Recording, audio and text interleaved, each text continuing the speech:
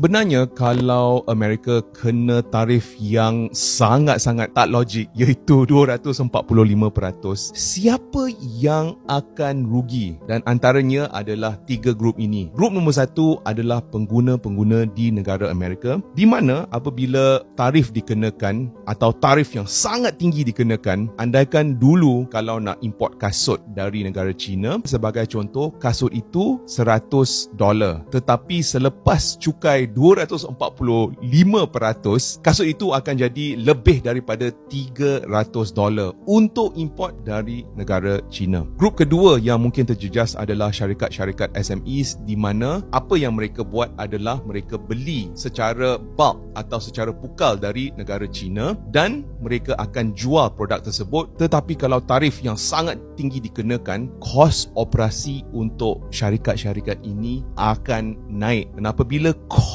terlalu mahal, of course kebanyakan syarikat ini mungkin muflis dan terpaksa tutup kedai. Dan grup ketiga adalah golongan pekerja, di mana selepas syarikat-syarikat ini tutup, kemungkinan besar golongan pekerja akan kehilangan kerja. Dan sejujurnya kalau boleh, kita selalu kena bersiap sedia, dan antara cara yang kita boleh buat adalah untuk menyimpan sedikit duit untuk kecemasan. Sejujurnya selepas hari raya, dengan kenaikan harga semua barang-barang, meminjam seolah-olah satu-satunya jalan penyelesaian untuk menampung kos sara hidup kita. Dan saya benar-benar faham perasaan itu. Namun saya yakin dengan ilmu menguruskan kewangan, dengan perancangan yang teliti dan disiplin, saya benar-benar yakin bahawa kita boleh mengelakkan diri kita daripada terjerumus dari masalah kewangan. Dan jika kamu ingin belajar sebersedikit bagaimana untuk menguruskan wang, ini adalah buku yang saya tulis,